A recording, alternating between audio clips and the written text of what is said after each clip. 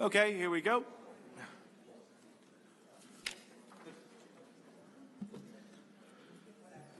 Okay, can I have a motion?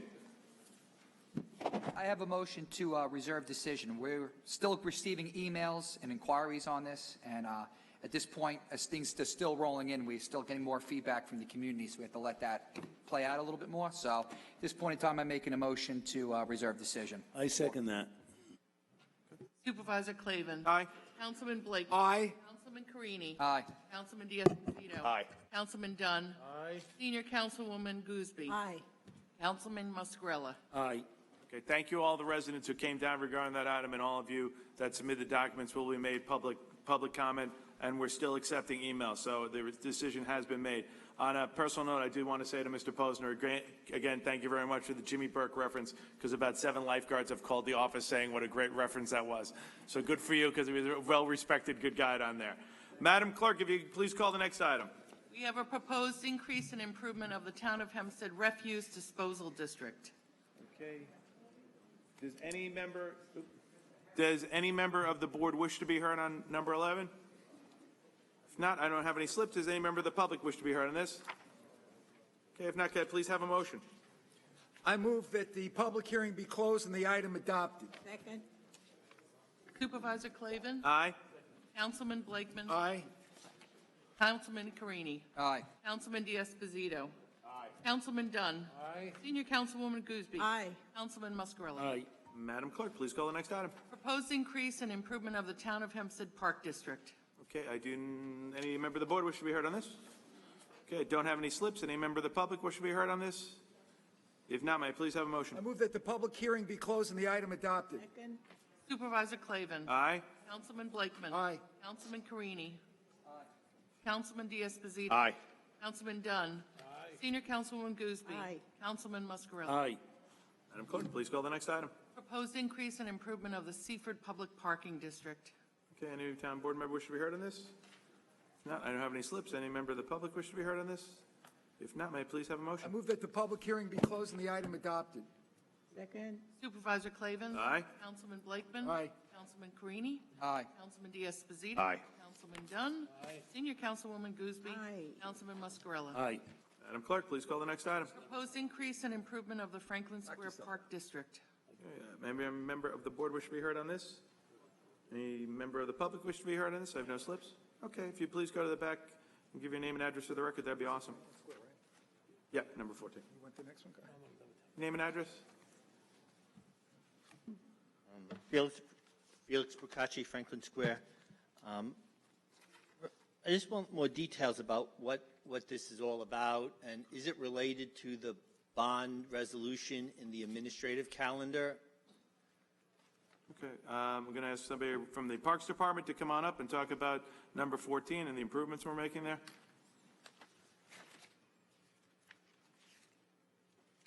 Ms. Megan, if you'd identify yourself. Good morning. Morning, Supervisor, members of the Town Board. Kyle Megan, Parks Department. Number 14 specifically is for infrastructure improvements in the Franklin Square Park District. We have several fields in Rath Park will be turfing, as well as playground improvements in Rath Park and Cherry Valley Park. We have an infield improvement and backstops as well. Oh, great. Okay. All right. Okay, Mr. Procacci. Yeah, because the thing is the bond referendum, which refers to improvements in the park district, has no details as to the work that's going to be performed or anything like that. So that's okay. Well, like I said, it was great. Like I said, we're doing a number of upgrades to the facilities there, the area, the infields and the backstops to a couple of the parks there in Franklin Square. Yeah, it should be specified in the resolution because everybody shouldn't have to come to the meeting to ask. That's why we have the online thing, so the resolution should be more detailed. Okay, thank you very much. We'll take it under advisement. Anybody else wish to be heard on number 14? If not, may I please have a motion? I move that the public hearing be closed and the item adopted. Second. Supervisor Clavin. Aye. Councilman Blakeman. Aye. Councilman Carini. Aye. Councilman Diaz-Padrino. Aye. Councilman Dunn. Aye. Senior Councilwoman Gooseby. Aye. Councilman Muscarella. Aye. Madam Clerk, please call the next item. Proposed increase and improvement of the Levittown Park District. Okay, any member of the board wish to be heard on this? Do you have any slips? Any member of the public wish to be heard on this?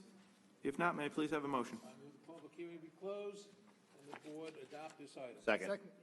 Supervisor Clavin. Aye. Councilman Blakeman. Aye. Councilman Carini. Aye. Councilman D'Esposito. Aye. Councilman Dunn. Aye. Senior Councilwoman Gooseby. Aye. Councilman Muscarella. Aye. Madam Clerk, please call the next item. Proposed increase and improvement of the Oyster Bay Hempstead Joint Community Hall and Swimming Pool District. Okay, any member of the board wish to be heard on this? I don't have any slips. Is any member of the public wish to be heard on this? Sure, if you come on up to the podium, give your name and address for the record.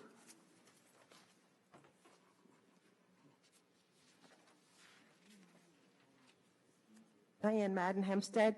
Could someone please also, providing it's also not online, any information regarding this resolution, the work that's going to be done?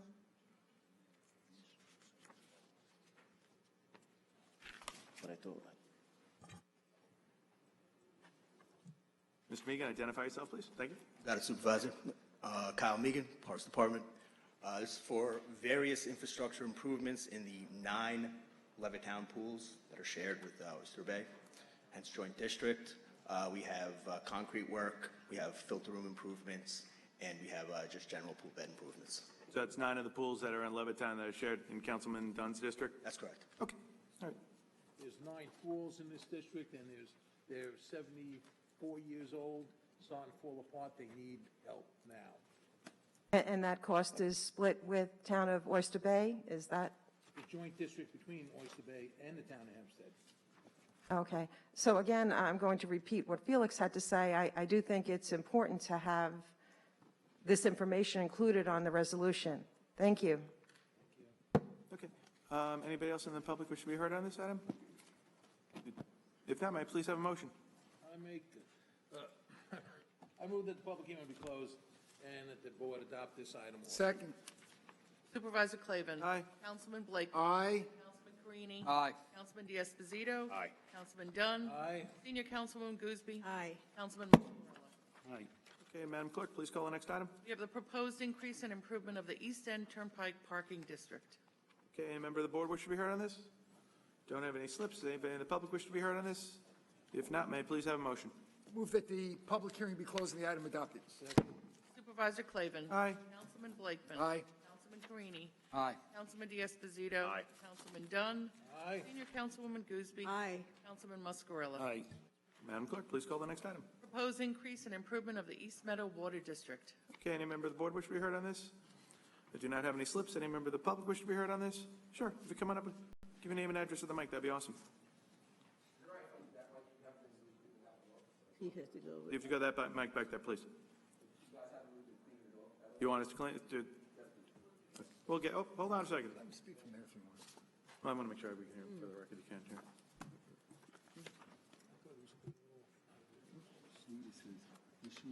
Hold on for a second. He's going to come. Hold on. He's coming around right now.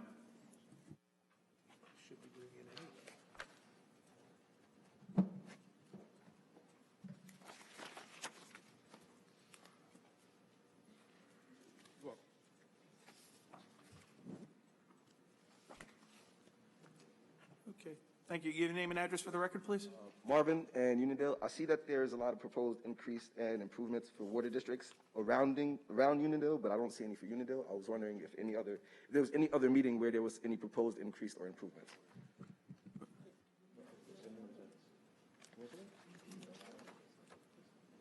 Commissioner, if you can identify yourself and then give a response. Good morning, Supervisor. Commissioner Reinhardt, Department of Water. The question revolved about why we're doing it in some districts and not in Uniondale. Last year, we had a large bond initiative in Uniondale for emerging contaminant treatment that's currently under design, waiting approval from New York State, and that work will be beginning shortly. Other than that, water quality in Uniondale is actually very, very good. We have no other proposed projects at this time to meet requirements. Okay, thank you. Okay, thank you very much. Anybody else in the public wish to be heard on this item? If not, may I please have a motion? I move the public hearing be closed and the board adopt this item. Second. Supervisor Clavin. Aye. Councilman Blakeman. Aye. Councilman Carini. Aye. Councilman D'Esposito. Aye. Councilman Dunn. Aye. Senior Councilwoman Gooseby. Councilman Muscarella. Aye. Okay, Madam Clerk, please call the next item. Proposed increase and improvement of the Roosevelt Field Water District. Okay, I don't have any slips on this. Any member of the board wish to be heard? Any member of the public wish to be heard on this? If not, may I please have a motion? Move that the public hearing be closed and the item adopted. Second. Supervisor Clavin. Aye. Councilman Blakeman. Aye. Councilman Carini. Councilman D'Esposito. Aye. Councilman Dunn. Aye. Senior Councilwoman Gooseby. Aye. Councilman Muscarella. Aye. Okay, Madam Clerk, please call the next item. Proposed increase and improvement of the Bowling Green Water District. Okay, any member of the board wish to be heard on this? I do not have any slips. Any member of the public wish to be heard on this? If not, may I please have a motion? I move that the public hearing be closed and accepted. Second. Supervisor Clavin. Aye. Councilman Blakeman. Aye. Councilman Carini. Aye. Councilman D'Esposito. Aye. Councilman Dunn. Senior Councilwoman Gooseby. Aye. Councilman Muscarella. Aye. Madam Clerk, please call the next item. You have the proposed increase and improvement of the Levittown Water District. Okay, any member of the board wish to be heard on this? I do not have any slips. Anybody here today wish to be heard on this? Come on back there to the podium. If you give your name and address for the record, that'd be awesome.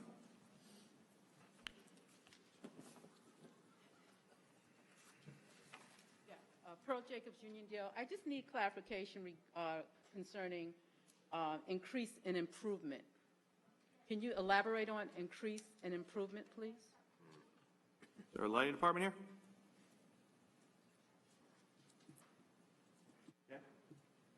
Thank you, Jay. Good morning again, Commissioner Reinhardt, Department of Water. I think she's actually referring to a term of art legally, what the actual term is referred to. The work that's actually being performed is improvements at a number of well sites in the Levittown Water District. I think the increased improvement is authorizing increase of debt, if I'm correct. I'm not sure. That's, like I said, that's a financial term. So what is improvement? Can you elaborate on improvement? What sort of improvement? Would that include like the treatment for the 1,4-dioxane and things Yes. like that? This particular work is for wells 7A, 8A, which are located in Bowling Lane in Levittown, to install treatment to remove 1,4-dioxane from the water, similar to a project we did in Uniondale. A couple of others we're doing in Levittown this year as well.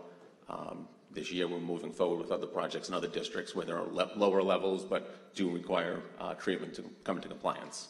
About what was it, 2 years ago, the state changed the level and then August 25th of 2020, New York State put new regulations on that became effective immediately upon water districts.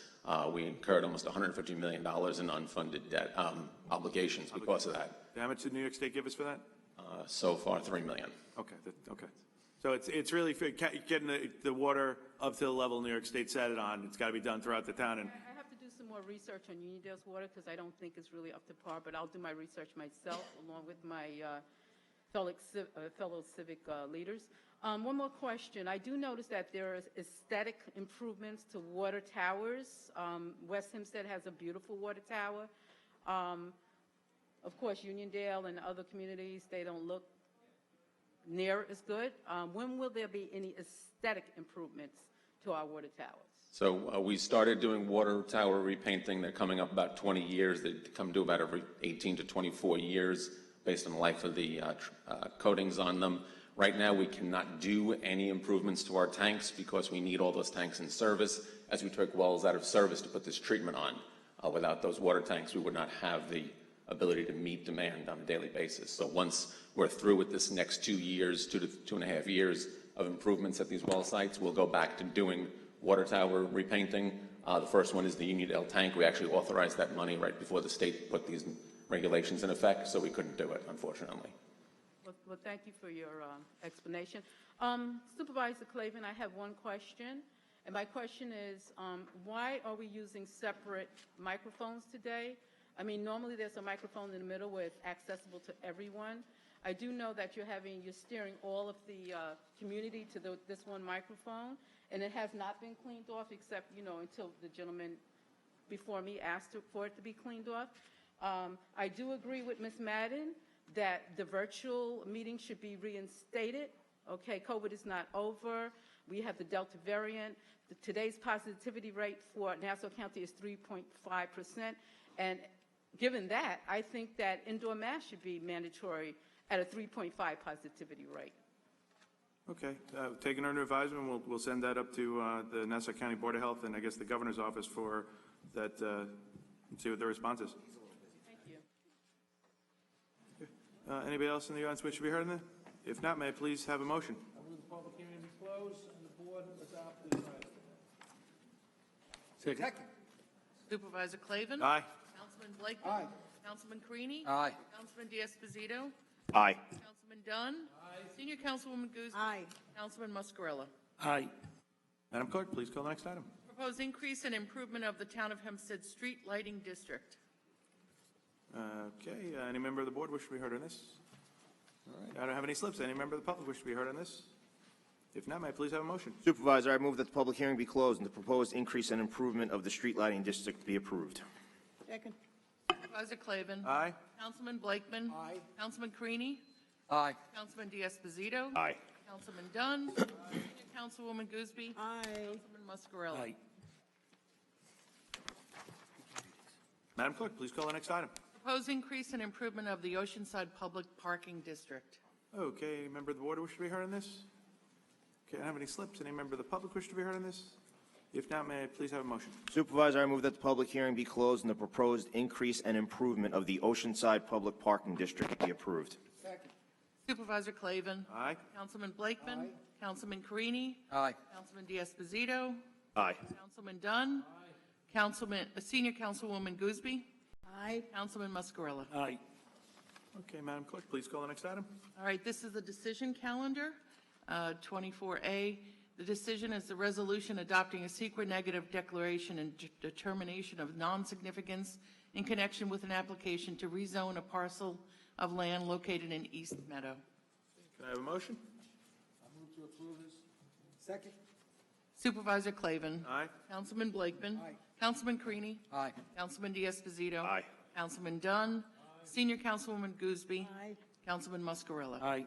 Madam Clerk, please call item number 24 on the decision calendar. We have the application of Meadows at East Meadow LLC for rezoning from Residence B to CA Residence District and will be improved with a 20-unit age-restricted senior rental over 55 years of age and older apartment complex situated in East Meadow. Okay, may I please have a motion on this item? Move to approve the item. Second. Supervisor Clavin. Aye. Councilman Blakeman. Aye. Councilman Creedy. Aye. Councilman D'Esposito. Aye. Councilman Dunn. Senior Councilwoman Gooseby. Aye. Councilman Muscarella. Aye. Madam Clerk, please call the next item on the decision calendar. Resolution adopting a secret negative declaration and determination of non-significance in connection with an application to rezone a parcel of land located in West Hempstead. May I please have a motion? I move the public hearing be closed and accepted. Second. Supervisor Clavin. Aye. Councilman Blakeman. Councilman Carini. Aye. Councilman D'Esposito. Councilman Dunn. Senior Councilwoman Gooseby. Aye. Councilman Muscarella. Aye. Madam Clerk, please call the next item on the decision calendar. We have the application for 111 Hempstead Turnpike to rezone from Business X District to Residence CAS District in West Hempstead. May I please have a motion on this item? I move that the decision be granted. Second. Supervisor Clavin. Aye. Councilman Blakeman. Aye. Councilman Carini. Councilman D'Esposito. Aye. Councilman Dunn. Senior Councilwoman Gooseby. Aye. Councilman Muscarella. Aye. Okay, Madam Clerk, please call the administrative calendar. Yes, on the administrative calendar, we have items 26 through 128 on the administrative calendar. I also have one item that is of an urgent or emergency nature. It's entitled Resolution Adopting an Agreement Between the Town of Hempstead and the Long Island Housing Partnership Incorporated as a subrecipient to implement and administer the Town of Hempstead's Emergency Rental Assistance Program. This item will be added to the administrative calendar as item number 129.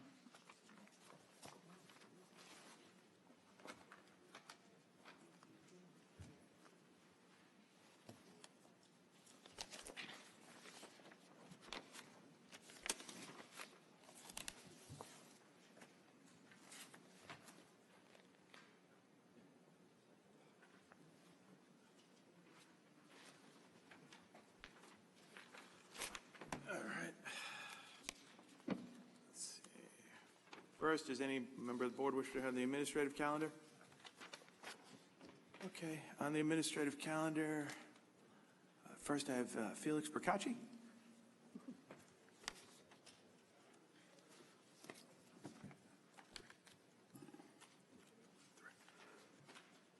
Good afternoon, Mr. Percacci. If you give your name and address to the record, that'd be fantastic. Felix Procacci, Franklin Square.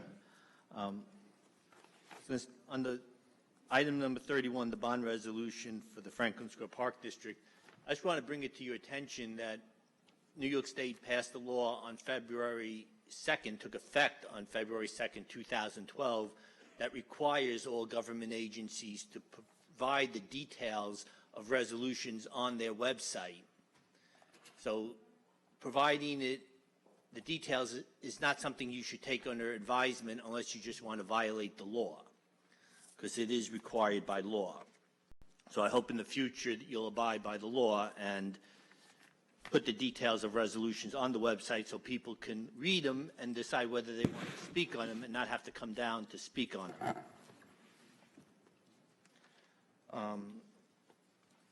On item number 65, I see we have a change order for additional work. Once again, there are no details on that resolution as to what those changes are.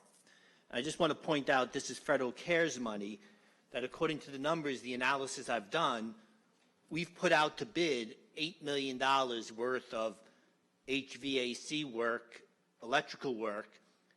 It was bid on $8 million, and the cost overruns or cost additions, whatever you want to call them, amount to $3 million.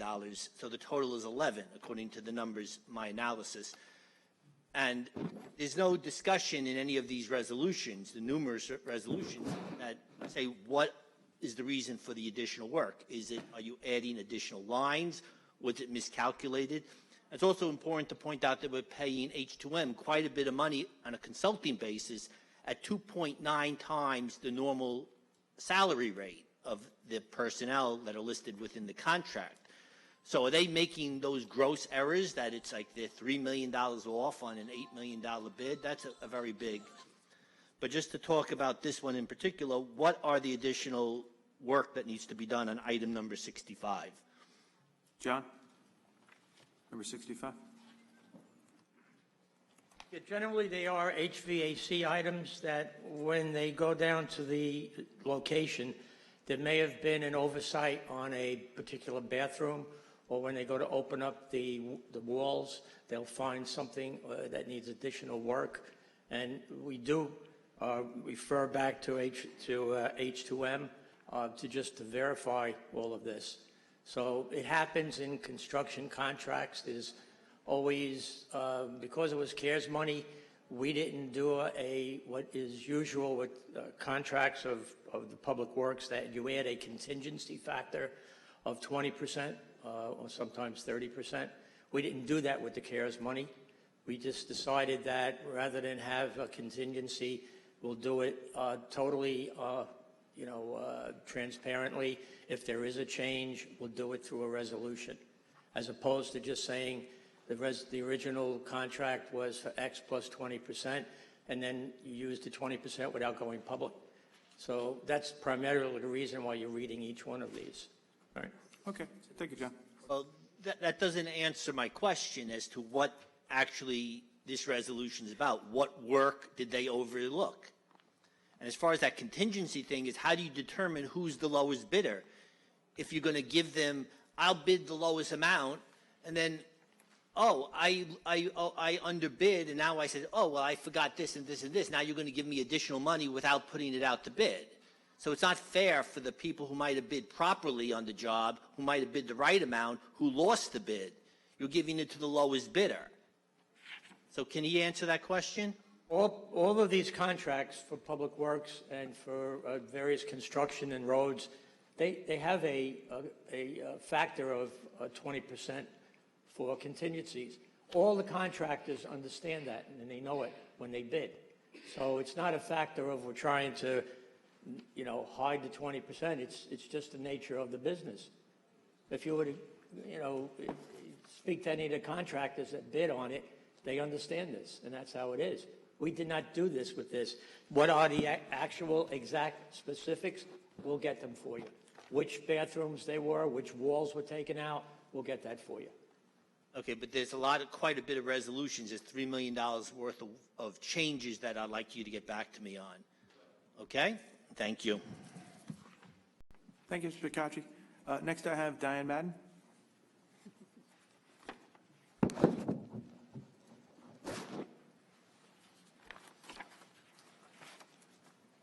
Good afternoon. Name and address for the record, please. Thank you. Diane Madden, Hempstead. On item 116, the various positions and occupations, I had looked on the resolutions a day ago, and there were no new jobs or appointments posted. I don't know at what hour. It seems to be the 11th hour that the town posted about 30 appointments and jobs.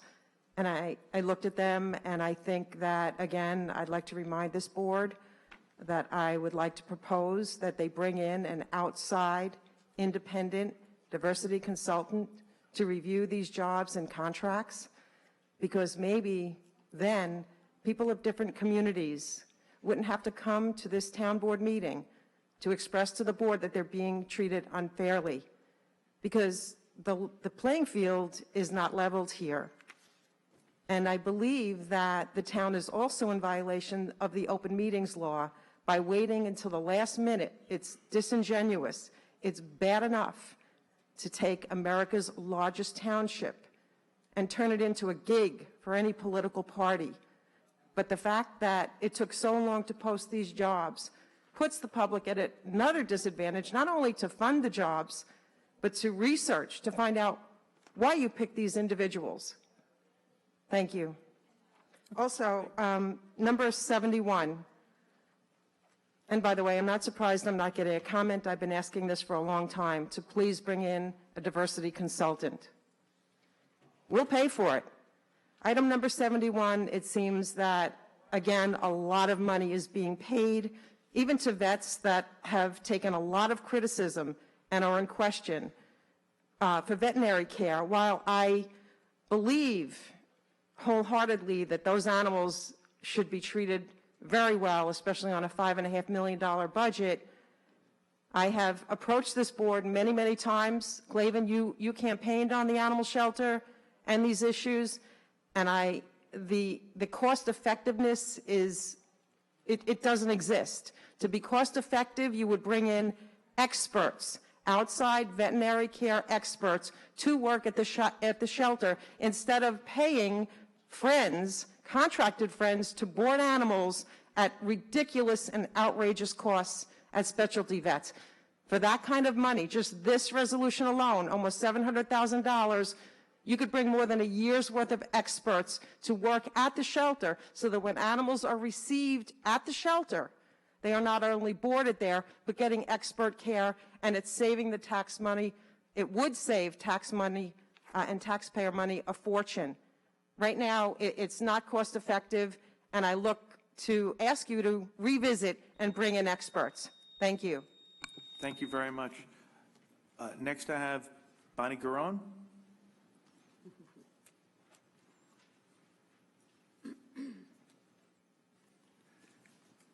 Good afternoon. If you can name an address for the record, thank you. Bonnie Garone, Rockville Center. I also have some questions about item 71. Item 71, the resolution does three things. It extends the contract for 3 outside vets, Central Vet, New York Specialty Center, and Wantagh. It extends them beyond the period that was permitted by the original resolution. It increases the fee cap hugely to $675,000, and it doesn't allocate those fees among the 3 vets, but just, I guess, creates a pool that can be spent at any of them or just one of them. So the first point is the length of this contract. This contract, or these contracts for these 3 vets, was first approved on September 20th, 2018, and it was for 3 years. It was for 1 year with an additional 2 one-year extensions. So in 2019, money was added to Central Vet and New York Vet, so the total for the first year of the contract was $855,000. In 2019, for the second year of the contract, the amount was $600,000, but suddenly it was a pool, so it could all be spent at one of the vets or all 3 of the vets. For the third year of the contract, the amount was $375,000 that was passed on September 22nd, 2020.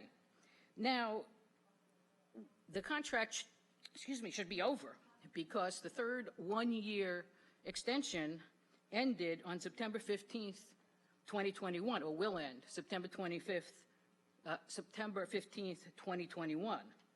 So there's no basis in the originating resolution to extend this to the end of the year. And based on that progression of fees, which was lower in every year of the contract, I'd like an explanation for why, even if it can be extended, it's extended for $675,000 for 3 months.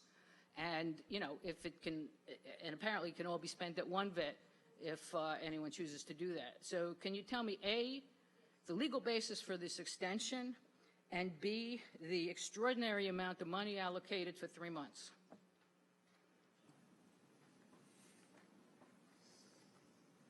Thank you, Mr. Supervisor. I'm Jerry Marino, Commissioner of General Services. Good afternoon to the Town Board and Senior Councilwoman.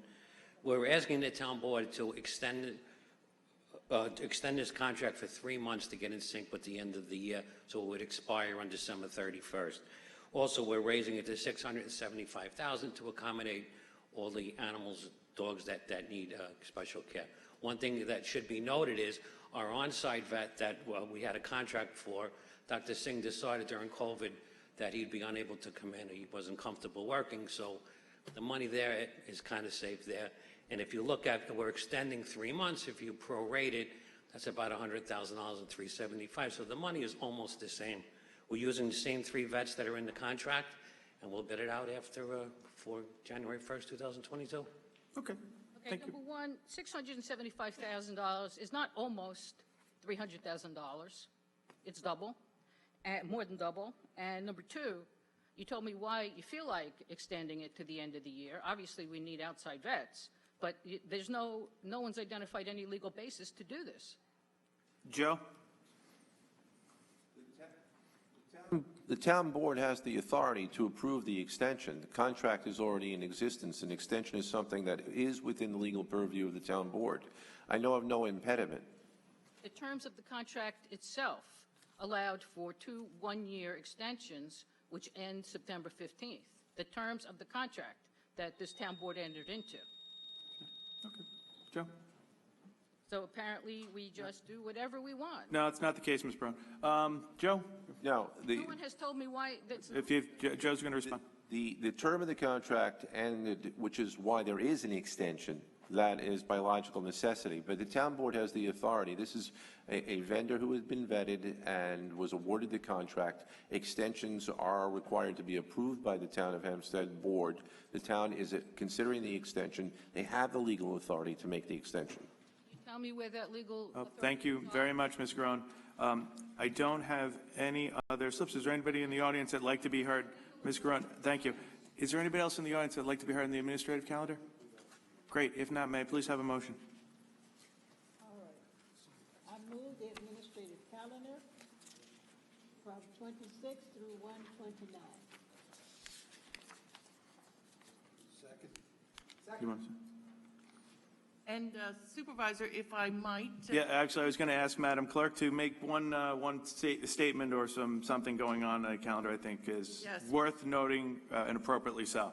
Absolutely. With regard to one of the personnel resolutions that was on the calendar today and that was unanimously adopted by the supervisor and by the town board members, it is for a young veteran who just returned from serving our country.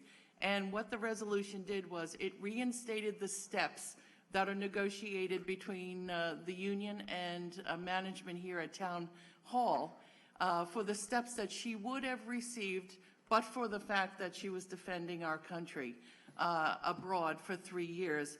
And this young woman, she just returned to the town clerk's office after a 3-year stint. Her name is Josie Capola, and just as a quick background, she served as a sergeant in the United States Army. She was stationed at Fort Campbell, Kentucky, and she was deployed to both Iraq and Syria as a combat medic in support of Operation Inherent Resolve.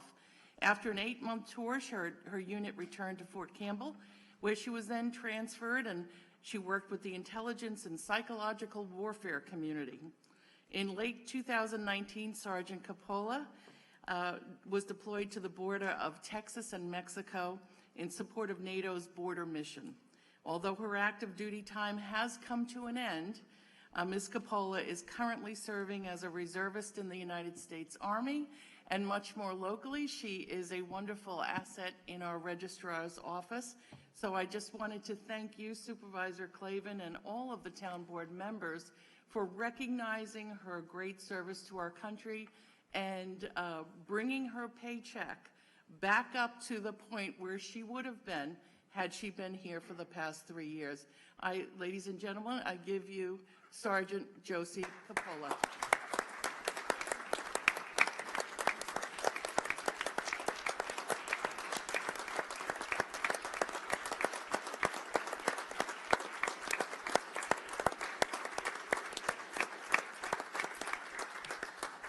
Thank you, Sergeant, and I know that was unexpected for you, but I'm glad you could be here, and thank you for your service to the country, and thank you for being here in the town. And you know what? I'm glad that, when it's brought to the attention that the town board, we treat our veterans the right way. We want to do right, but more importantly, we're glad you're here safe, and we thank you for everything you've done for the country and the town of Hempstead, so God bless you. Mr. Supervisor, if I may just supplement your comments, first of all, I want to thank our great Town Clerk Kate Murray for bringing this to our attention. And as one who has a stepson who is active duty United States Marine Corps right now, I completely understand your situation, and we should not penalize the young men and women who are serving our country. We should do everything to help them. So I thank Supervisor Clavin, Kate Murray, and my colleagues for putting this before us today. Thank you. And if I may add to it. Being our veteran on the board, sure. In the Marine Corps, we had corpsmen, and you were a medic in the Army, so a very, very same job. And my life was saved by my corpsman who was right in front of me. I would have died of a loss of blood, but if it wasn't for the corpsman. Thank you for what you do. We're so very proud of you. Thank you. Thank you very much. Madam Clerk, can you please, call the roll on the administrative calendar? Did we call it, Joe? We did? I'm verklempt about... I know, we're thinking about you. Can we double check? Why don't we just call the roll just to double check that down? Your Yiddish is very good, Kate. Supervisor Clavin. Aye. Councilman Blakely. Aye. Councilman Carini. Aye. Councilman D'Esposito. Aye. Councilman Dunn. Aye. Senior Councilwoman Gooseby. Aye. Councilman Muscarella. Aye. Okay. Thank you all very, very much. Now that the formal program I make is a motion over. to adjourn. Oh, you really want to make a motion to adjourn? All right. Second. You guys are so quick to We adjourn. have a second on the board. Supervisor Clavin. Aye. Councilman Blakely. Aye. Councilman Carini. Aye. Councilman D'Esposito. Councilman Dunn. Senior Councilwoman Gooseby. And Councilman Muscarella. Aye. All right. Well, now that the formal board meeting has been adjourned, Councilman D'Esposito, we're going to stick around and hear some of the residents' comments. We're going to start with Marvin Amazin.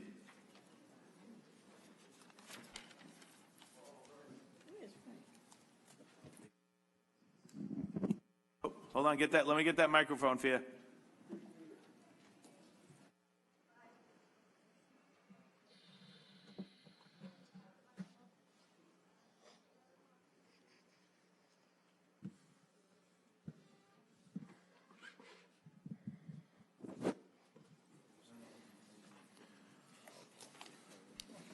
Marvin Amazin, Uniondale.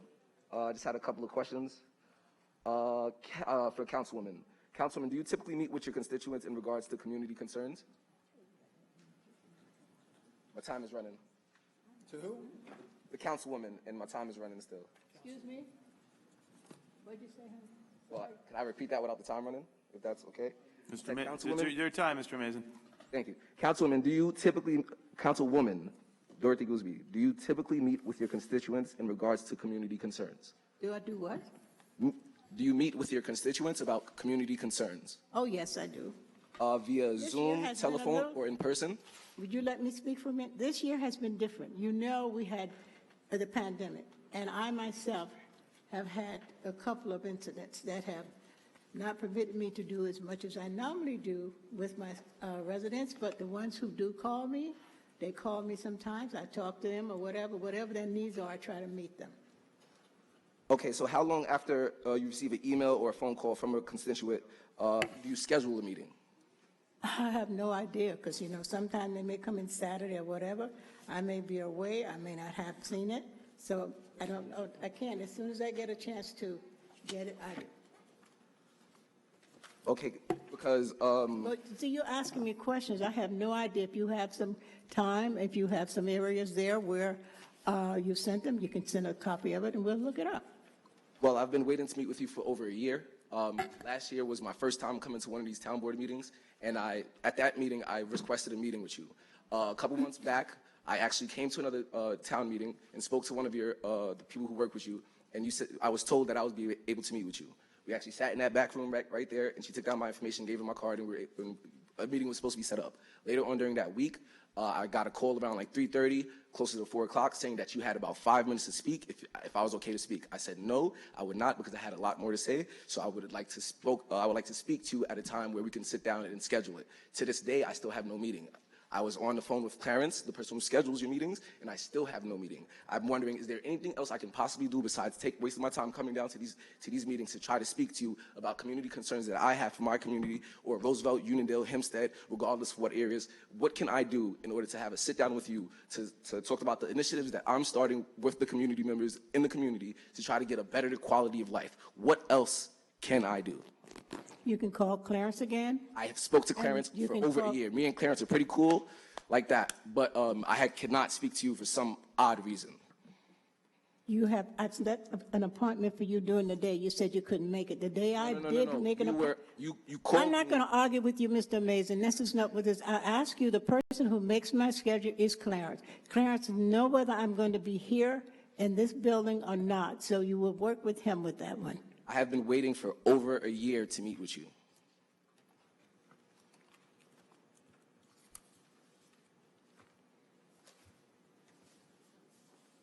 Over a year. My first meeting was August of 2020. It's August of 2021. I think I was home. I had surgery. No. I was here in this meeting here. You sat there, and I spoke to you. And Don Clavin, he said, please come to more of the meetings. And I promised that I would, and I'm here at more of the meetings. Is standing there waiting for you, so he'll try to get you set in. I'll see you at the next meeting. Okay, thank you. Next, I got Pearl Jacobs. If we can we go back to the mic so everybody can hear you there. No, Miss Jacobs, Miss Jacobs, please, if you could just go to the part. Miss Jacobs, please, Miss Jacobs, I'm just asking you, really, Miss Jacobs, please, I'm just asking you, Miss Jacobs, we're just asking you to go to the podium and speak so we can hear at the mic. Miss Jacobs, Miss Jacobs. Oh, knock it off. Please, Miss Jacobs, we respectfully ask you just to go to the back area, just to speak at the mic so we can hear over the live. Actually, the young man just cleaned it just a minute ago because Mr. Right there, he just did.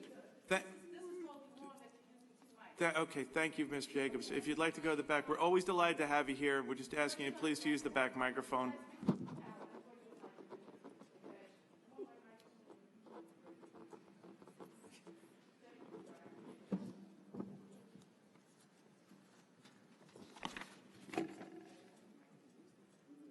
Okay, thank you. Okay. Again, I put on public record that it's unfair to have two mics. We usually have a mic in the middle where everyone uses. It doesn't matter whether you work here or we're residents, okay? So you're separating the residents and the people who work in the town of Hempstead. And like I said before, there should be mass mandates here at the town of Hempstead. The positivity rate here with the Delta variant is 3.5% positivity rate, Nassau County. And I told you I'm going to send the request up to the governor's office on that. I know he's a little busy today, but we're going to send that up. Virtual meeting should be reinstated. Thank you. So I'm going to move on, and I would like to ask a question about 576 Uniondale Avenue, the abandoned lot, with the proposed development of BP. Can you give me an update on that?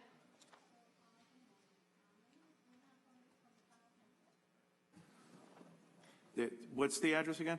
576 Uniondale Avenue. Okay, like I said, we'll take it under advisement and try and get someone with the follow-up information now that you're asking about There's it. a proposed BP project when I was here a couple of meetings ago. Okay. And is there any update on that? No? Like I said, we'll try and follow up with you. You just bring it to the attention now, and I'm sure they didn't bring down the file for it, so we're happy to follow up there.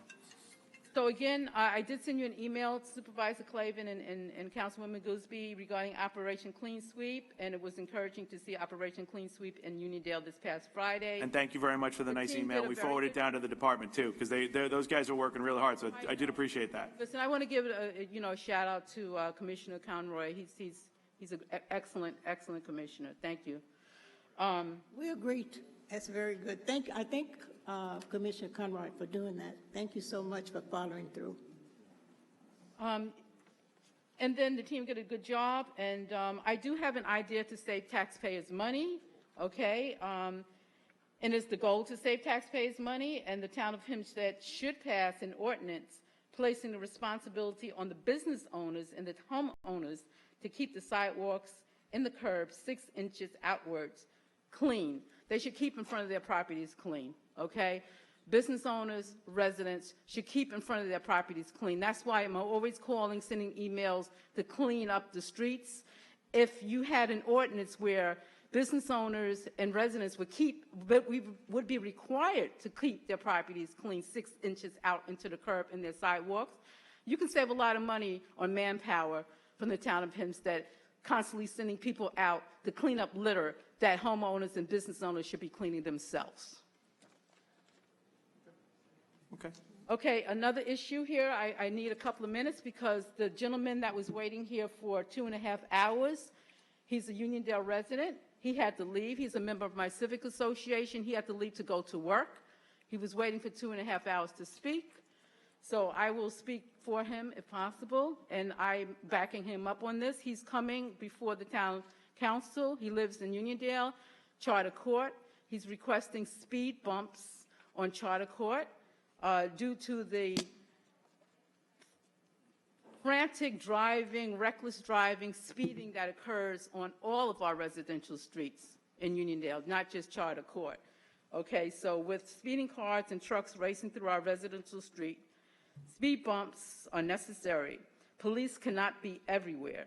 Speed bumps are used in New York City residential streets, especially near schools, to mitigate excessive speeding. Ms. Jacobs, if you'd like to stick around, we'll take that under advisement. May I finish, please? No, but the 3 minutes is up. But I'm saying what we'll do is I'm happy to accommodate right now and have you submit the letter so we can take a look at that.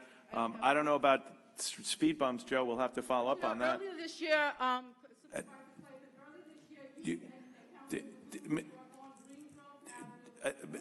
I'm very, very grateful. Again, we're just trying to get everybody in the 3 minutes, Ms. Jacobs. Like I said, we're happy to stick around and talk to you right in the back. No, you have to be here to speak, but we're happy to take all the relevant information. We'll follow up with you right now to take it. We're very, very grateful, and one of the employees is going to go back right now and take all the information with you. We want to give you a helping hand.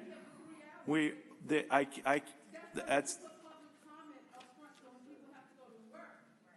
Ms. Jacobs, I appreciate that recommendation. I'm going to tell you something right now. That's something we're going to consider, and that's why I said it. We really do appreciate it. When you bring stuff to our attention, we're listening to you on that. So, but thank you. But like I said, stick around. So next, I'm going to invite up to come speak Bonnie Garone. Thank you. Thank you very much, Miss Garone. Did you want to come up and speak?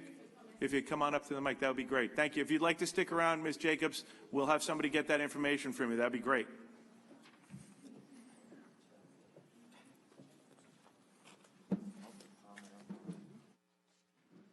Hello, if you give your name and address for the record, please.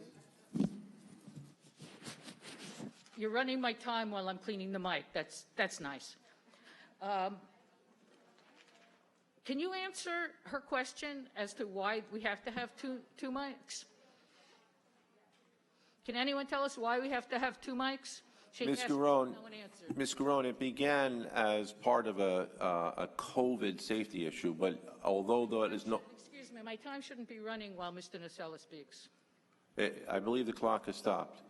As it was stopped as the moment you raised the issue about the cleaning of the mic, so you haven't really lost any time.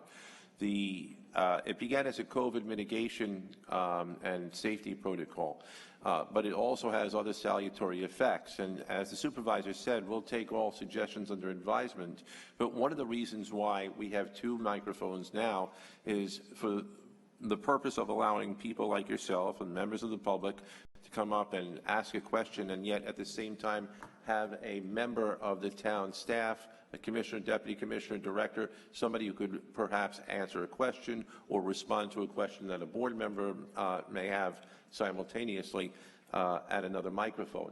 And to do it in 2 separate locations is just the way it's developed. There's nothing inappropriate about it, and we'll consider all options and all alternatives and all suggestions. Well, I think you should not have had security escort Ms. Jacobs to the other mic, but be that as it may. Wait just one moment. There are procedures in place, and we are willing to entertain suggestions to alter them, but we are not going to be told or dictated to as to what those procedures will be or allow anybody to violate them. Otherwise, this entire body will descend into havoc, into complete chaos. People have to respect the current rules. They can propose alternatives, but they're going to have to respect the rules that are currently in place. I'd like to speak a little bit about the Freedom of Information Act, or FOIL. As most people know, Freedom of Information Law, commonly known as FOIL, gives the public the right to view and or obtain certain government records. That's right on the town website. The town website also quotes the Public Officers Law of New York State, which says in part, a free society is maintained when government is responsive and responsible to the public, and when the public is aware of governmental actions. The public's right to know the process of government decision-making and to review the documents and statistics leading to determinations is basic to our society. My understanding that it is the town clerk who is responsible for responding to the town's FOIL requests. It's on the town clerk's website, and I'd like to know why the town clerk is not required to follow the law of New York State. The law of New York State says that 20 business days after a FOIL request is received by the town and acknowledged, the public is entitled to a decision, yay or nay, whether they're going to get the document, or if more time is needed, an estimated date when a decision will be received. Yet in most cases, in my experience and the experience of many others, no response is received on 20 business days or sometimes far longer. The requests sit and languish until somebody gets around to answering.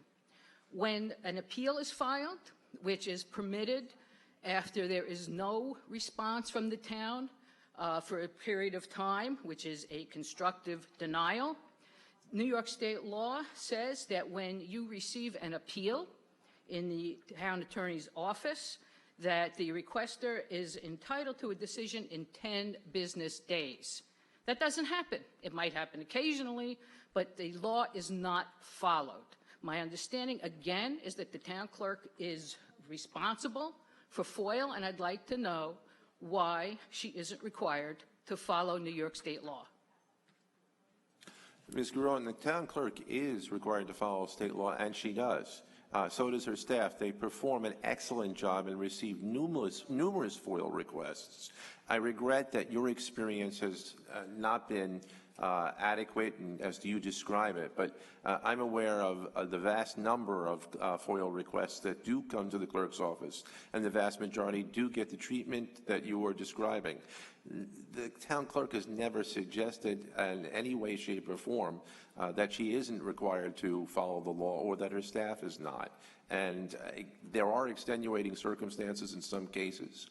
For example, materials that are requested might sometimes contain proprietary information or intellectual property or trade secrets or other matters that are important, and we have to afford, even though we are a public body, if we've come into possession of records or documents where such protections apply, we have to consider that, and frequently the town clerk's office will be in touch with the town attorney's office to consider those ramifications, and they do. But the overwhelming majority of the FOIL requests that are served upon the town clerk's office are complied with and complied with within the time constraints of the law. And again, if you're telling me that there are instances where you have not received a timely treatment, that's regrettable, but there may very well have been, as you yourself said, extenuating circumstances. That is not the rule, that is not the norm, that is not what happens in the vast majority of a huge volume of FOIL requests, which the town clerk's office processes on a regular basis. Well, it's interesting because to test that theory, one of the things I foiled was a log. Not the actual FOIL request, just a log showing the date received and the date responded to for a finite period of time. And I was told that it would take until October to give me that. Well, thank you, Ms. Groen. You can follow up with Mr. Nocella if you'd like about that, with your thoughts on that, and we appreciate it as always. Next, I'm going to call up Jerome Giroux. Not just me. Thank you so much. We really do appreciate your time. Thank you. Mr. Giroux, please come on up there. Thank you so much for joining us.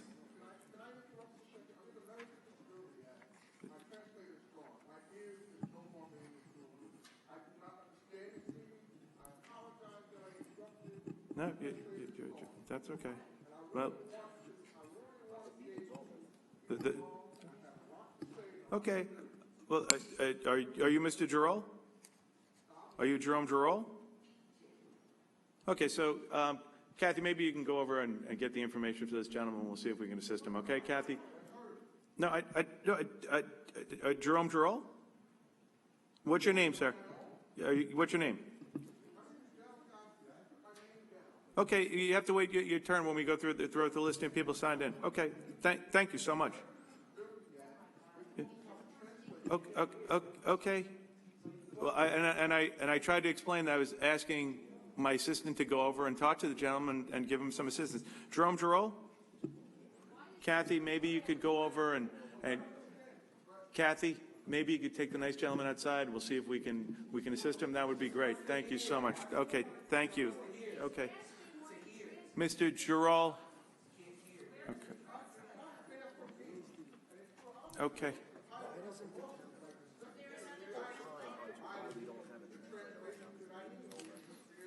Joe, is the translators gone because?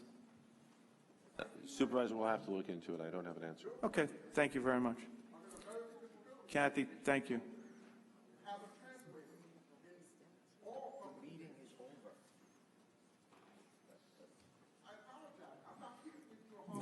No, you're not. You don't have to apologize. My assistant Kathy Malone's going over. If you can't hear, she's coming over right now. Kathy, I know you're in the back. Yeah, absolutely. Did you sign in? Yes. He did sign in. Yes, you're going to have your chance to speak, sir. You're going to have your chance to speak. Okay, Ronald M. Okay, Jim Bethia?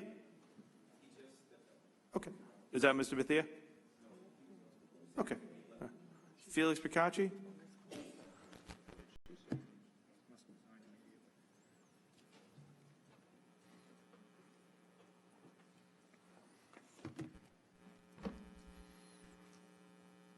Felix Picacci, Franklin Square. Just to answer Mr. Marino talking about the 20% contingency thing on the contract, overall, it's been 37%, according to my numbers. I'll look at them again, but it seems that there's a large variance from the bid price to the actual work performed. Also, you took a break before you even voted on the Play Street legislation. If you guys went in the back to discuss something, that would be a violation of open meetings law. You could check with Governor Cuomo. I'm sure he'll opine on that. I'm sorry, I had to go to the bathroom, so that's on me. And you all left, but yeah, you were gone for 10 minutes. But if you did do that, that's a violation of open meetings law. Also, you're talking about referring to the governor's office. You could say that you could also ask him about the details. He's the one who signed the legislation back in 2012 that requires that the details of resolutions be put on the website prior to the meeting. So I just wanted to clear up a few things here. On June 15th, I sent Mr. Nocella an email asking that the board accurately reflect my ethics complaint, because excuse me, he's being spoken to. Can you stop the clock for me? No, this is your opportunity to speak, Mr. Biccontri. I emailed Mr. Nocella on June 15th asking him to have the ethics board redo their decision to include, not that you could keep the final decision the same, but just to include my actual allegations instead of making up your own. Are you going to do that? What you submitted will be given to the ethics board. I can assure you of that. No. What I want you to do is rewrite my allegations in the decision. You have a decision. You could keep your decision the same. But my allegations, you can't change my allegations. You could change your opinion on what you think of what I said, but you can't change my allegations. I would like you to do that, and I just want to know if you're going to do that. And also, I do agree with the people, you should reinstate some of the precautions, the COVID-19 precautions, because it's still around. Just because the government's under pressure, we should keep social distancing, we should keep masks, we should keep proper procedure. We went overboard by washing this table after every person, even though it's an airborne virus. That was kind of overkill. The thing was soaking wet. I don't think anything could live on it. But now we're going to nothing.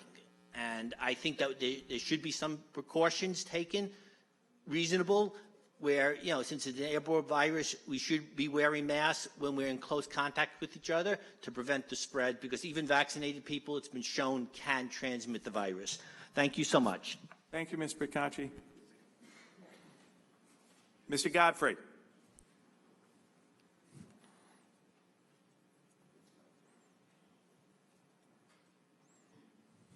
Good afternoon, Mr. Godfrey. Good afternoon. Thank you very much for giving me my opportunity. But I do want the rest of your members to be there so I can say what I have to say. But I'm here right now, and we're listening to you. So, entitled, I have a lot to say, which is going to take 3 minutes, but it's entitled, Gooseby and whoever the other member that was sitting next to you. I want everybody to be all ears on this because this is a safety concern to the community. you have your 3 minutes right now, Mr. Godfrey. You can always follow up with an email or a letter, and the councilwoman's right there. I got plenty of that emails and letters here that's not responded to. Okay. All right, my name is Dal Godfrey. I'm a resident and a homeowner since 1997. I live in Roosevelt since 1979. I am here to voice my concern about me and my family and the community safety, health hazards, and also quality of life. 62 Alhambra Road in Baldwin, New York. It's been an ongoing problem. The guy has been operating as a mechanic in the mechanic shop, dumping oil, antifreeze down the sewage and down a creek that is right next to him. And we have called the town, the state. We have called everybody, including your code enforcement, and they said they can't do nothing for it. They do a little thing, and he continues to do it. And there's nothing that can stop him. And he feels that he can't be stopped. So now I have to worry about my family and I having health problems because of the oil and antifreeze going down the sewage, over 8 years of it, if it's not too late already. And then also, right now, he has a creek that is sitting right next to him. He's dumping it garbage. He's dumping his water and oil and stuff down there, and it's going down to the neighboring town, the neighboring area to the creek, and it's coming up on everybody else's property, which is my in-laws on 1525 Forest Avenue. You mean to tell me that nobody can do anything for it to stop this? I have a lot more to say, but I don't have much time to say it. But we need help. We're begging. We're pleading. We went to the state, the town, the county. We went to everybody. We have emails. I have pictures. I have everything. I can't even walk on his sidewalk because he has so much debris on it. If you go there in front of his house right now, you have an engine sitting out right there in front of the sidewalk. So anybody can go through. We can't get any help. We have a roadway that is dangerous, as I explained it to your individual before, that people are going to have an accident there because he's parking cars on both sides of the street. There should be a light there, and people's going to kill. They're going to get killed. Okay. We need help. Mr. Godfrey, hold on for 1 second. Hold on. Councilman Gooseby, Commissioner Jarwitz, or Danny. Stand up. No, stand up. That's my, Mr. Godfrey, that's the building department commissioner, and I know, but there, I understand, but I'm asking you to take a couple of minutes, sit down with them. If some of this stuff is related to the New York State and D.C., we can't control it, but at least we can reach out and keep you in the loop. So why don't you go to the back room and talk to them right now? And I know that somebody from Councilwoman Gooseby's office there too, okay? So they're going to go, gentlemen, if you can go over and bring them to the back room and get all the information, and if need be, find out what's going on down there. Thank you very much. May I ask you one question, please? Would you help listening? I've never heard of any of the things that you're telling me about. Okay, so would you be kind enough to give those, excuse Mr. Mason, would you let me speak to him, please? Don't tell him those things, all right? Oh, you can't hear? Oh. You don't have what? And Mr. Godfrey, they're coming back to you right there. Okay.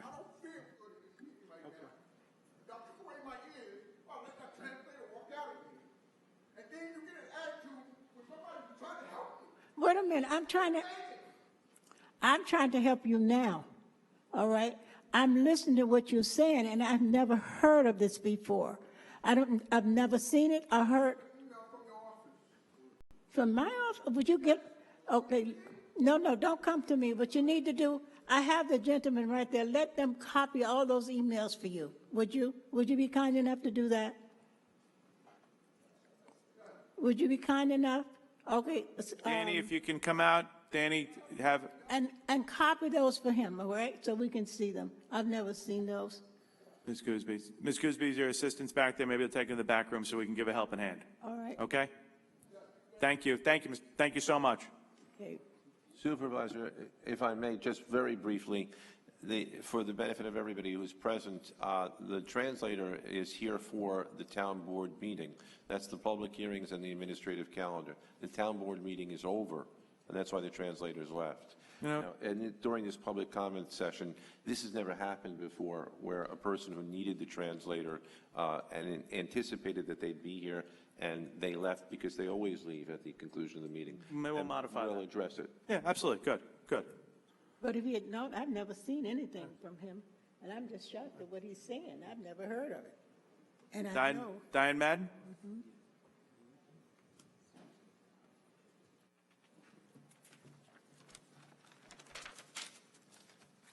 Diane Madden Hempstead. I think the translator should be here throughout the meeting. I mean, there are also people who are watching the meeting who are differently abled and have utilized that help.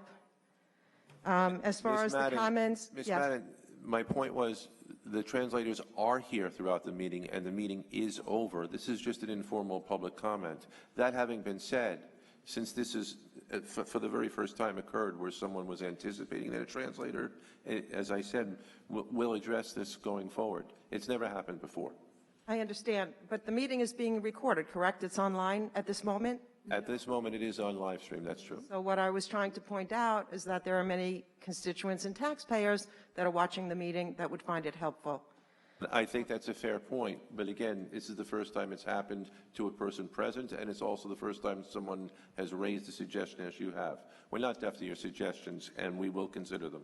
I wish you would, for everyone's sake. In any case, the comments from the supervisor about contacting Cuomo about re-implementing public virtual comment.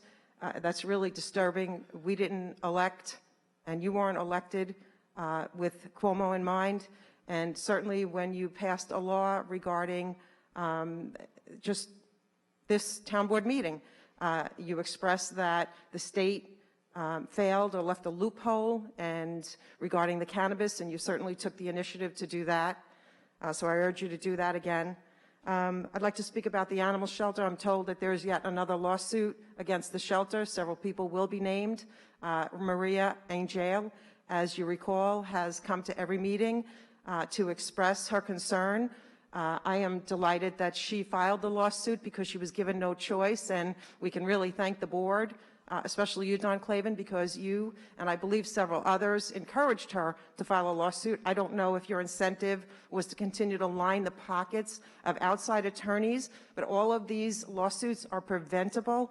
When I went to that meeting with Mr. Pastore, who has completely mismanaged the shelter since he was hired, and is the root cause of all of these problems, although I understand that you probably greatly appreciate him because Marino came in and conducted his business under Santino, continues to do that. But in any case, we shouldn't have to fund these lawsuits. They are preventable. When I was at the meeting, I found out that the statement is a mistake on your part, Don Clavin, to say her cat was never there, because she was never given the opportunity to tour the TNR trailers where cats are held and sometimes accidentally trapped, which could have happened. No one can say her cat was not there. Secondly, the director, Mr. Pastore, no longer photographs every animal that comes into the shelter. That's something that you should correct immediately. That is a form of an indication when people's animals are lost, and sometimes they make use of such a book, and the cat could have been recognized had she been in there. Lastly, you had made a comment, the town attorney, about an overwhelming amount of foils. You can resolve that by posting online everyone's response to foils so you don't get duplicate foils. Thank you, Ms. Thank Madden. you. Thank you. Next, I'm going to bring up Stuart Kroll.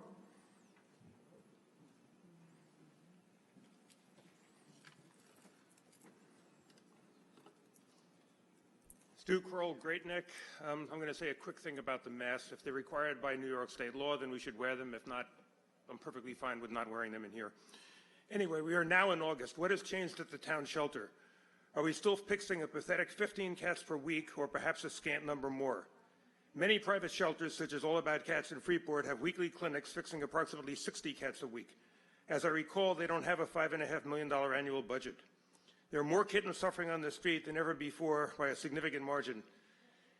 This information comes to me directly from the private shelters, who are overwhelmed with requests to admit kittens. The failure of this town to run this shelter properly has led to much needless suffering and death of these animals on the streets. This becomes even more offensive because it is crouched behind the phony excuse of COVID long after everything else was reopened at or near full capacity.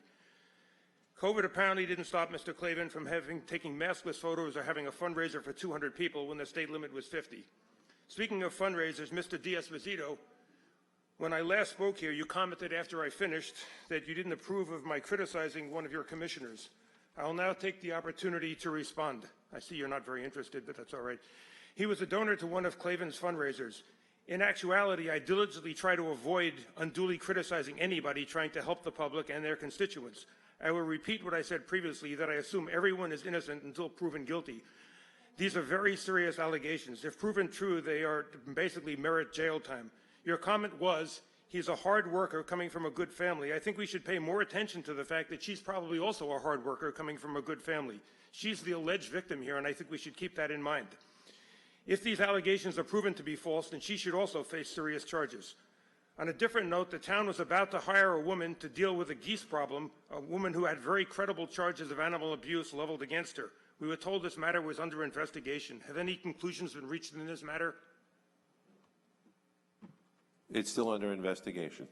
Still under any idea when the investigation is going to be completed? I can't give you a date. Okay. The town of Riverhead looks poised to pass a bill banning puppy mill stores. We both know this will never happen in the town of Hempstead because people all over, whether here or not, I don't know, are taking donations from puppy mill lobbyists, Gotham being one of many. Apparently, the call-in feature to this meeting has been canceled. Mr. Klavan, you seem to finally feel that COVID is now under control. Therefore, I must assume that the TNR program will now be operating at full capacity.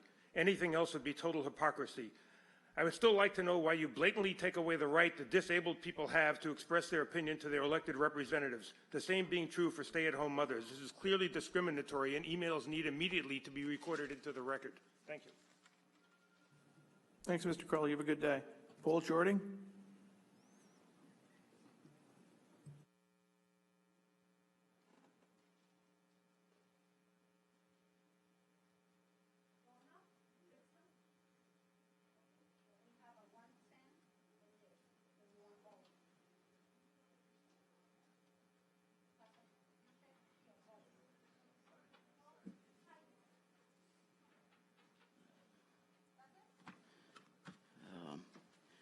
I live at 1289 Waverly Street in Hewlett.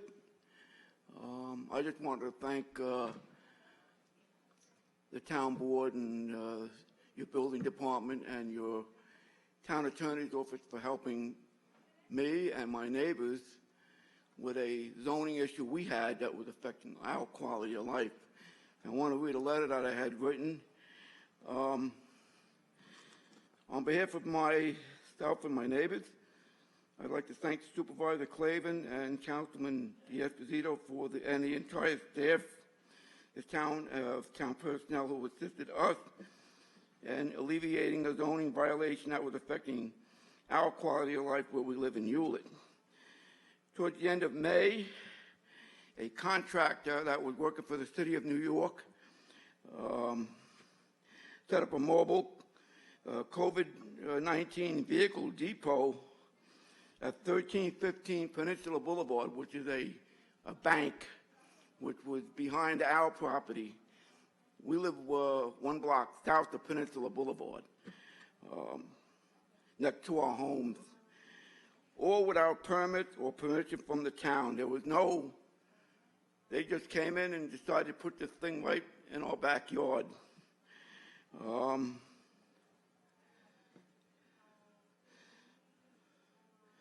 This vehicle depot was being used to store oversized buses, vans, and buses on property that was not zoned for this type of use. And as a result, our neighbors directly behind the property had to endure constant noise, fumes, loud beeping from the backup horns. When the vehicles were backing up against the fence along the neighboring property. This went on from 5 a.m. until 9 p.m., 7 days a week, including holidays.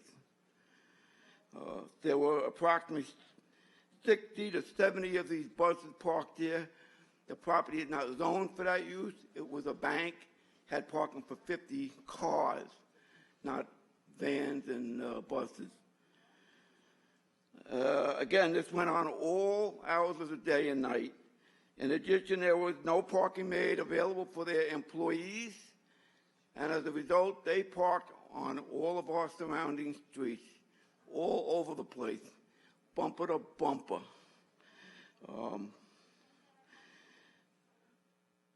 The drivers of these vans forcing them to use our surrounding streets and shopping centers, and also the town parking lot on Mill Road. The cars were parked on our block all day and night, leaving us with no place to park, forcing us to jockey around our own block to find a place to park. They were parked everywhere. On most occasions, cars were parked bumper to bumper, sometimes Mr. Jordy? fire hydrants, Mr. Jordy? driveways, Mr. Jordy? and the corners requiring the police station to come and just Mr. We have a 3-minute. First off, I want to say thank you. Thanks for reaching out. We're happy. A lot of accolades go to our building department. They want to work with the neighbors. They try and do the best job they can. We're very fortunate to work with great people. Your comments are very humbling, and we're very, very appreciative of it. And we thank you for taking the time and come down here today. But it's really a team effort with everybody. Mr. Capilli from the building department, and Matt Pacioni. You're a very, very thoughtful gentleman. We appreciate it. And trust me, you know what? We have to stay firm with this 3 o'clock because people not. if I could, the nice thing just saying about people, I give you all day, but, we get yelled at if we let you go over 3. But thank you very, very much. Bless you. We appreciate the nice comments. And by the way, I'll relay that to our building department personally, that you came here to thank them for that job. And that means a lot to them. So thank you very, very much. Ms. Califano?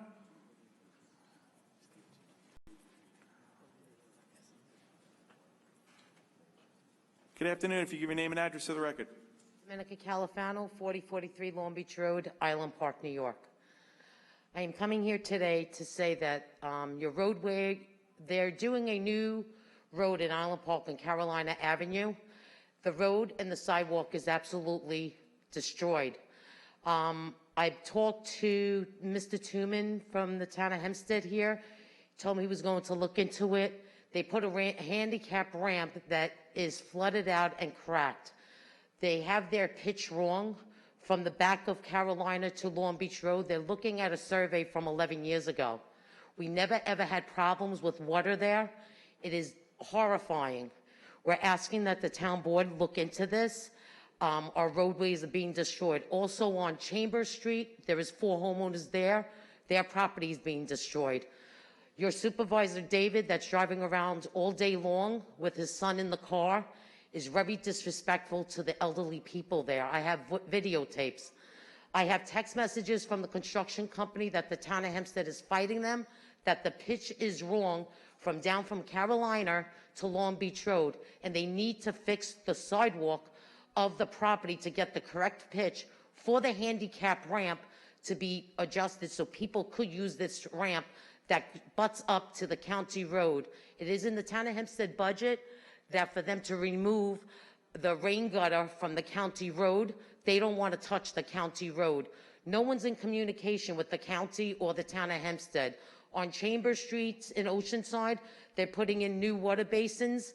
There's a brand new road. They're ripping up a brand new road because no one is talking to each other to when to do this. Is there anyone I'm able to speak to today for them to look at this road from Carolina to Austin Boulevard, please? I know Commissioner Tooman will have him speak to you. There he is right there. He'll talk to you after the meeting. Okay, thanks. Also, I have one quick other thing. You have Rough House Rescue in Island Park. They've been violations and violations. They have no proper permits to be operating a business there. There is animal abuse going on there. No one's getting involved. She's only allowed to have 3 dogs there. She has over 100 dogs. She's bringing dogs here from out of state with no rabies shots. Nothing's being done. She has left animals of her own at the town of Hempstead animal shelter, and no one does anything about it. She was shut down in Kentucky. The guy was arrested with 250 animal cruelty. She parks the truck in front of the building. You're not allowed to park a truck there. They're having adoption events on Friday, Saturday, and Sunday. Someone's going to get killed there. Besides that, there is no safety for these animals in this building. There's no fire exit. There is no sprinkler system, and she has been violated on this. It's going on deaf ear. We want to save these animals. The last time that I checked into the Rough House Rescue issue, which was probably 3 weeks ago, the building department, and I think commissioner, they might be in the back with a couple of residents, but the commissioner and the deputy commissioner had advised me that the building department has issued multiple, when I say multiple, I think upwards of 10 or more summonses. They are in court, and the delay that we had was that at the time, district court wasn't open because of COVID. I believe that they're back in court. I will speak to the town attorney to make sure that our deputy town attorneys who are representing the case on our side are aggressive and make sure that they move forward with it. The other issues regarding exits and whatnot should be referred to the fire marshal's office. Okay, could I just ask another thing? She did this same thing down the road, and she came in, you gave her violations for her old building. She paid $2,500 in violations and fees. She goes up the road and she opens it again. There is animals there. We call the Nassau County Health Department. Neighbors are concerned of the well-being of people and other people's dogs there. There's dogs there with rabies, distemper. Well, we don't oversee, obviously, the Consumer Affairs or the Board of Health or the Fire Marshal's office, but I will say that I know, and I will check when he's done in the back, but the last conversation, like I said, I don't want to repeat myself, but the last conversation that I had with the building department is that our building inspectors were being aggressive. There were summonses, I think at least 10, if not more, given to the location, and as soon as we were able to get to court and the town attorney's office was able to present their case, they were going to. You know what's going to happen? You know, you can keep giving violations. I do not know. Unfortunately, I can't make the decision for the judge, and I don't think they'd listen to us anyway. Okay, but could you just look into it, the safety of the public for the adoption events on Friday, Saturday, Maybe you could forward it to the Nassau County and via the fire marshal. We appreciate They it. have called them numerous times, and they called the building department. Gotcha. Okay. All right. Next, we have Marcia DiTieri.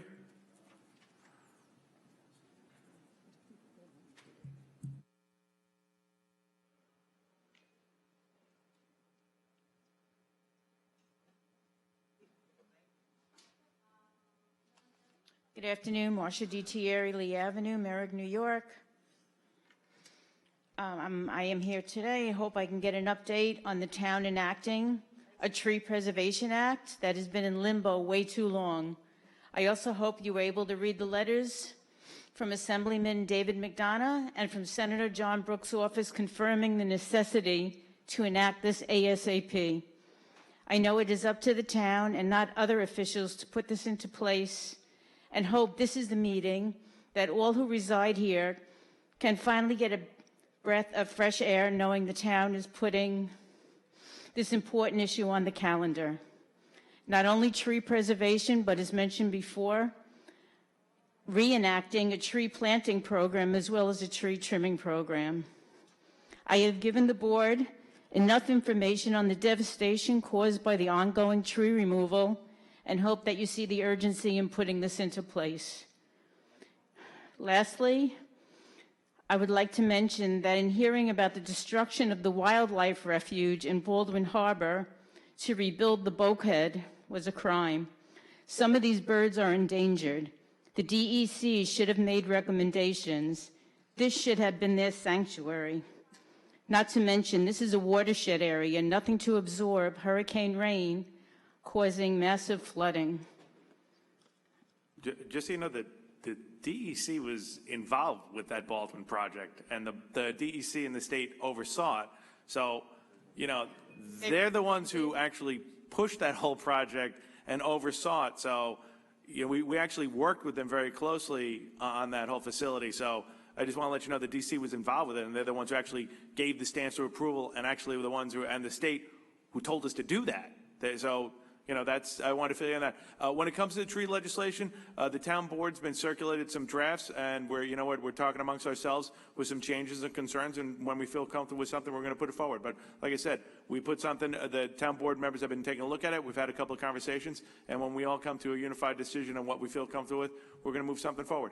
If possible, could I be in touch with Ms. Moriartis on what's going on, and if she wants any information regarding it and any information that I could help? I haven't heard from anyone. You sent over a lot of stuff, and and we were taking a look at all the other municipalities, and like I said, the board is taking a look at things. We've had some discussions, and when we get to a unified decision of what we feel comfortable with, we're going to put it forward. But I appreciate listen, you really did take the time to send some great stuff to us, and I enjoyed it. But in that Baldwin project in particular, I do want to let you know, geez, New York State and the DC were heavily involved in making us pushing that and overseeing and telling us what we had to do down there. So rest assured, they're the ones who actually moved that forward and made us, make the changes down there. And at the end, actually, I think it's going to be real successful, where a lot of residents who maybe weren't able to enjoy a part of the South Shore of Baldwin are now going to have the ability to really take beautiful nature walks in there, be able to take, put on kayaks onto the waters, and that's a nice project in the end. So, but rest assured, the state was the one who made us do what's happening down there. I'm actually thinking about the wildlife, and once they lose their home, it's gone forever. Yeah, I'm not going to disagree, but like I said, as you know, with the beaches and Commissioner Doheny here, I mean, we work with the DEC real closely on the changes. They're the ones who said, you have to do this. You have to fill the bulkheading, and they reviewed every plan and every species that were down there. So we worked in conjunction with them, but really at their requirements of how it had to be done. Are they going to replant? They're doing a lot of tremendous work down there. Like I said, not only bulkheading, they're opening up a whole pathway. They're going to secure wildlife down there and also create a mechanism that people can use kayaks. So at the end, it'll be a win-win not only for nature, but for the residents to really enjoy a beautiful aspect and a beautiful part of the South Shores. The only other question I have is, did the historian from the town speak with you about his tour through the tiny town where I live? I got feedback on that too. And like I said, everything you've done, you know, and you've sent, we've taken a look at it, and the tours and everything you worked on, it's all come back to us. And that's why I said, we're in the stages now of talking and getting the feedback from all the board members of what we feel comfortable with. But I do appreciate everything you've always sent us and kept us informed about. For the near future. Yep. Yes, thank you very much. I don't have any other slips for public comment. Anybody else here wish to be heard? If not, everybody have an amazing day. Thank you.